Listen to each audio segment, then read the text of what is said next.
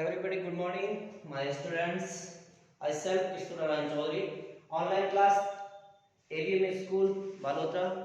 Subject Hindi class 8th और आज का अपना नया टॉपिक रहेगा क्या निराश हुआ जाए। लेखक है हजारी प्रसाद द्विवेदी, हिंदी के महान लेखक कवि, जिनका जन्म 19 अगस्त 1907 को 19 अगस्त 1907 को बलिया उत्तर प्रदेश यानी एक गांव बलिया जहां यूपी के अंदर वहां पर हुआ था। और इनके पिता का नाम था अनमोल द्विवेदी। क्या था बच्चों? अनमोल द्विवेदी। और माता का नाम था ज्योतिषमती। क्या था? ज्योतिषमती। और शिक्षा उन्होंने बनारस यानी यूपी के अंदर ही वाराणसी के पास बनारस विश्वविद्यालय से की थी, यानी बीए तक की पढ़ाई, एमए बीए। और उसके बाद उनकी मृत्यु 19 मई 1979 को 1979 को हो गई थी।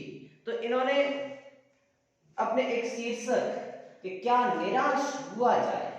निराश यानी हताश। बच्चों, हताश हम कब होते हैं? जब हमारे सामने हमारे जीवन के अंदर अनेकों क्या आ जाती है?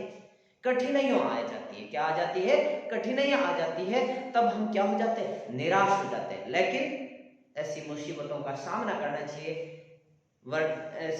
चाहिए, उसके बदौलत अपने को निराश नहीं होना चाहिए। तो उसी की बात को लेकर द्विवेदी जी लिखते हैं, ध्यान दीजिए कि मेरा मन कभी कभी बैठ जाता है। मैं पाठ शुरू करता हूं, अच्छा ध्यान रखना कि मेरा मन कभी कभी बैठ जाता है। कौन कह रहा है? लेखक कह रहा है। बैठ जाना यानी हताश हो जाता है, निराश हो जाता है कि समाचार पत्रों के अंदर ठगी जो होती है, इस संसार के अंदर जो भ्रष्टाचार होता है, जो डकैती होती है, जो चोरी होती है, जो तस्करी होती है, आदि समाचार पूरे के पूरे समाचार पत्रों के अंदर भर दिए जाते हैं। उनको देखकर उस समाचार पत्रों के अंदर ये सब कुछ मैं पढ़कर बिल्कुल क्या हो जाता हूँ? हताश हो जाता हूँ, निराश हो जाता हूँ। और उसी के साथ साथ उन्हीं समाचार पत्रों के अंदर आरोप प्रत्यारोप का कुछ ऐसा वातावरण बन गया और ऐसा वातावरण भी बन गया। आरोप, कोई झूठा आरोप लगा देते हैं, कोई चोरी का, कोई डकैती का, कोई कुछ आज के समय में, और कोई हकीकत आरोप हो जाते हैं। तो ऐसे भी समाचार पत्र यानी वातावरण ऐसा ही हो गया है। आज की प्रकृति ऐसी हो गई, लगता है कि देश में कोई ईमानदार आदमी रहा ही नहीं। लेखक कह रहा है कि ऐसी समाचार पत्रों के अंदर जो सूचना भरी देखकर, जो न्यूज भरी देखकर हमें ऐसा लगता है कि इस संसार के अंदर, इस देश के अंदर किसी प्रकार का कोई आदमी है वो ईमानदार है ही नहीं। या भ्रष्टाचारी है उसमें, या वो डकैती करता है, या चोरी करता है, या रिश्वत लेता है, कुछ न कुछ करता ही रहता है। हर व्यक्ति संदेह की दृष्टि से देखा जा रहा है। हर व्यक्ति को क्या? संदेह की, शंका की दृष्टि से देखा जा रहा है। जो जितने ऊंचे पद पर है उनमें उतने ही अधिक दोष दिखाई देते हैं। क्यों? क्योंकि जितने ऊंचे हैं वो हमेशा क्या? लालयित रहते हैं। किसके लिए? पैसों के लिए। यानी उनमें क्या ठूस ठूस कर भरी होती है? क्या? घूसखोरी, रिश्वतखोरी, भ्रष्टाचारी भरी होती है। इसलिए जो ऊंचे पद पर है वो उतने ही बदनाम है। और दोष सबसे ज्यादा वही नहीं होते। एक बहुत बड़े आदमी ने मुझसे एक बार कहा था कि एक बहुत ही बड़ा आदमी मुझे मिला। कौन कह रहा है? हजारी प्रसाद द्विवेदी कह रहे हैं कि उन्होंने मुझे कहा था कि इस समय सुखी वही है जो कुछ नहीं करता, बिल्कुल बेकार व्यर्थ बैठा है, वो सुखी है। जैसे आज के समय में महामारी दिनों दिन बढ़ती जाती। देखो, सर्दियों के दिन आए तो महामारी ने अपना प्रकोप दिखाना शुरू कर दिया। तो अपन क्या समझते हैं कि घर पे बैठे रहो, बिजनेस वगैरह सब बंद करके तो ये अपन स्वस्थ है। तो उन्होंने कहा, बड़ा व्यक्ति मिला और कहा कि आज के समय में सुखी वही है जो कुछ भी करता नहीं, ना कोई डकैती, ना कोई यानी कुछ कार्य नहीं। जो कुछ भी करेगा उसमें लोग क्या करने लगेंगे? दोष खोजने। सबसे पहले दोष खोजेंगे कि ये भ्रष्टाचारी है, या रिश्वतखोरी है, या घूसखोरी है, डकैत है, क्या है ये, उसमें ये कमी खोजेंगे। उसके सारे गुण भुला दिए जाएंगे। जो उनके अच्छे गुण हैं वो भुलाकर क्या ढूंढ लेंगे? जो बुरे गुण हैं उनकी तरफ ध्यान आ जाए और दोषों को बड़ा चढ़ाकर दिखाया जाने लगेगा। और सभी लोगों के सामने उनकी क्या करेंगे? उस बंदे की उड़ानी शुरू कर देंगे। यानी कि इसके अंदर ये कमी है, ये ऐसा है, कोई भ्रष्टाचार नहीं हुआ ना, भ्रष्टाचारी नहीं हुआ, तो जो भ्रष्टाचार कर रहे हैं उनका कहना नहीं माना तो वो भी उड़ाने के ये ऐसे ही आदमी होता नहीं होता। बच्चों, आज का समय ऐसे ही। दोष किसमें नहीं होते? कोई परिपूर्ण नहीं होता, सब में कुछ न कुछ दोष जरूर होते हैं बच्चों। यही कारण है कि हर आदमी दोषी अधिक दिख रहा है और गुणी कम या बिल्कुल ही नहीं। यानी आज के समय में हर कोई व्यक्ति गुणी तो बहुत ही कम, या तो है ही नहीं, है तो बहुत कम है। हर जगह क्या है, दोष से भरे हुए व्यक्ति मौजूद है। स्थिति अगर ऐसी है तो नीचे ही क्या है, चिंता का विषय है। क्या यही भारतवर्ष है जिसका सपना तिलक और गांधी ने देखा? तिलक और गांधी, उस समय हमारा भारत देश क्या कहलाता था? सोने की चिड़िया कहलाता था। तभी तो अंग्रेज, डच, पुर्तगाली जो आए थे लूटने के लिए आए थे, सोना चुरा कर लेके चले गए, खजाना सारा खाली कर दिया। और आज क्या उसके जैसा है भारत? नहीं, दिनों दिन क्या है, देख लो निर्भया कांड को देख लो, कौन सा था ये, एक डॉक्टर अपने बेंगलोर साइड, उसको भी देख लो, प्रियंका नाम से। तो जो ऐसे अत्याचार बहुत होते हैं। तो गांधी जी ने, तिलक ने ये ऐसा भारत नहीं देखा था, सपने में ऐसा नहीं देखा कि आने वाले समय में हमारा भारत ऐसा होगा। नहीं, उन्होंने एक सोने की चिड़िया चमकता हुआ, उभरता हुआ भारत देखा। रविंद्रनाथ ठाकुर और मदन मोहन मालवीय का महान संस्कृति सभ्य भारतवर्ष के अतीत, किस अतीत के गहरे में डूब गया। और वही रविंद्रनाथ टैगोर, वही स्वामी विवेकानंद, जिन्होंने शिकागो में जाकर 1893 के अंदर अपने भारत देश की संस्कृति को प्रकट किया था। तो विश्व के सभी देश इस देश की महानता को समझे और समझने के बाद कहा कि इस देश, इस दुनिया के अंदर देश है तो वो केवल क्या है, भारत ही है। क्या है? भारत है, जो अपनी संस्कृति लिए हुए है। तो ये सपना उन्होंने नहीं देखा। आर्य और द्रविड़, हिंदू और मुसलमान, यूरोपीय और भारतीय आदर्शों की मिलन भूमि मानव महासमुद्र क्या सूख गया?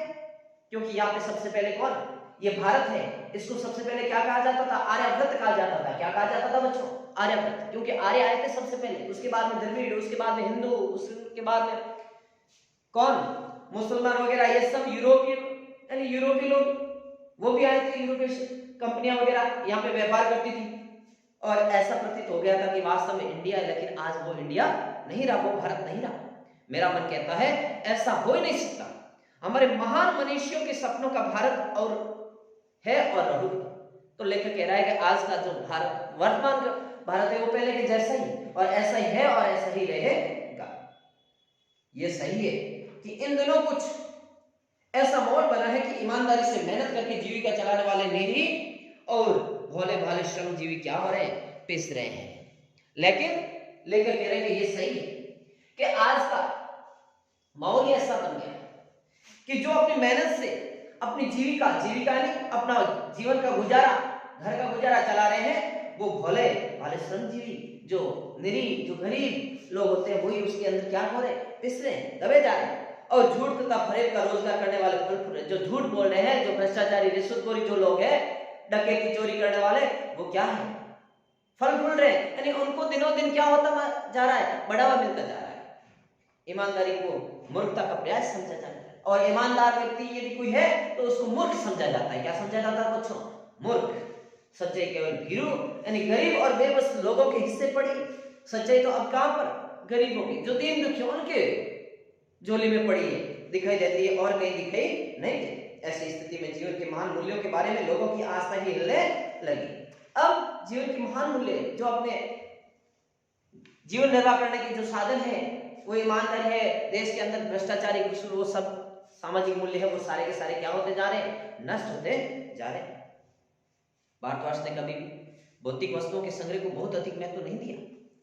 उसकी दृष्टि से मनुष्य के भीतर जो महान आंतरिक गुण स्थिर भाव से बैठा हुआ है, वही चरम और परम है, वही महान है। क्या लेखक कह रहा है कि भौतिक वस्तुएं, जो हमारे जीवन में जो आवश्यकता है, भौतिक संसाधन है, वो संग्रह कर, यानी उनको इकट्ठा करके बहुत अधिक महत्व नहीं दिया उनको। यानी भौतिक संसाधन अपने घर के अंदर इकट्ठे कर लिए, लेकिन लोगों से कुछ नहीं है, अपना व्यवहार वगैरह अच्छा, तो वो अपने भौतिक सुख सुविधा कोई काम की नहीं। तो उसकी दृष्टि मनुष्य जो भीतर से, जो महान दृष्टि से, आंतरिक गुण से स्थिर भाव रखता है, वही व्यक्ति क्या है, महान है। उनके पास भौतिक संसाधन ज्यादा होने से वो महान नहीं कहलाता। उनके अंदर क्या, अच्छे गुण होने चाहिए। क्या होने चाहिए बच्चों? अच्छे गुण होने चाहिए, वही परम है। लोभ, मोह, काम, क्रोध आदि विचार मनुष्य में स्वाभाविक रूप से विद्यमान होते हैं।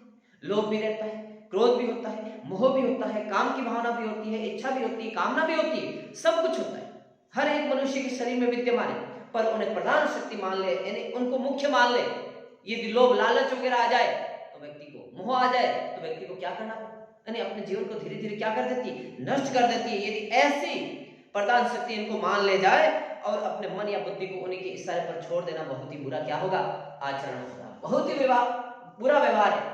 यदि कोई व्यक्ति अपने सच्चाई पर चलता हुआ एक लोभ मोह काम मोक्ष क्रोध के अंदर यदि विचार पड़ गया और उन्होंने अपनी शक्ति मुख्य रूप से इनकी वरीयता इनको दे दी, किनको, लोभ को, मोह को, काम को, क्रोध को, तो व्यक्ति को धीरे धीरे क्या हो जाएगा, पूर्ण रूप से गिर जाएगा।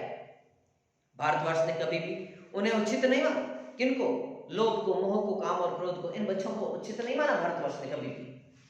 उन्हें सदा संयम के बंधन से बांध कर रखने का प्रयत्न किया। संयम यानी भारत ये कहता है, लेख कहता है कि भारतवर्ष के अंदर जितने भी लोग रहते हैं उनको एक ही पिरो में, एक ही धागे में पिरो कर रखा है। वो धागा कौन सा, सहनशीलता, संयम का। कौन सा, संयम का। परंतु भूख की उपेक्षा नहीं की जा सकती, यानी पर लेकिन भूख की तुलना नहीं की जा सकती। बीमार के लिए दवा की उपेक्षा नहीं की जा सकती। गुमराह को ठीक रास्ते पर ले जाने के लिए उपायों की उपेक्षा नहीं की जा सकती। वह ये है कि इस देश की कोटि कोटि दरिद्र जनों की हीन अवस्था को, दरिद्र जन यानी जो लोग गरीब है, उनकी जो हीन स्थिति है, अवस्था यानी स्थिति, दशा है, उसको दूर करने के लिए ऐसे अनेक कानून सरकार ने बना दिए ताकि, यानी कई योजना, जनधन योजना वगैरह ये है, अल्पाहार योजना वगैरह ये कई योजना चलाई है सरकार ने, ताकि जो दीन दुखी लोग हैं वो अपना आसानी से गुजारा कर सके। जो कृषि, उद्योग, वाणिज्य, शिक्षा और स्वास्थ्य की स्थिति को अधिक उन्नत और सुचारू बनाने के लिए लक्ष्य से प्रेरित है। और उसी के साथ साथ दीन दुखियों की जो लोग हैं उनको शिक्षा देने के लिए छात्रावासों की व्यवस्था कर दी है, जिसके अंदर रहना खाना पीना सब फ्री, वो भी सरकार ने ऐसे कानून कायदे ताकि उनको सुविधा मिल सके और अपने जीवन का जो सुचारू रूप से चलाए जाने जो उनका लक्ष्य है वो आसानी से वो हासिल कर सके। परंतु जिन लोगों को इन कार्यों में लगना है उनका मन सब समय पवित्र नहीं होता, प्राय वही लक्ष्य को भूल जाते हैं और अपने ही सुख सुविधा की ओर ज्यादा ध्यान देने लगते हैं। और वही लोग जो दीन दुखी, उनके सरकार जितने भी सुविधाएं देते हैं, लेकिन वो भी उन सुविधाओं को क्या कर देते हैं, नजरअंदाज कर देते हैं और अपने पास जितनी भी सुख सुविधा है उतनी सुख सुविधाओं के अनुसार ही अपना जीवन का गुजारा करना ही, जीवन निर्वाह करना ही उचित समझते हैं। बच्चों, इसके आगे अपन अगली क्लास में पढ़ेंगे। मैं अपनी वाणी को यही विराम देता हूँ। थोड़ा बड़ा है चैप्टर, 3-4 दिन लगेंगे। मैं अपनी वाणी को विराम देता हूँ। धन्यवाद।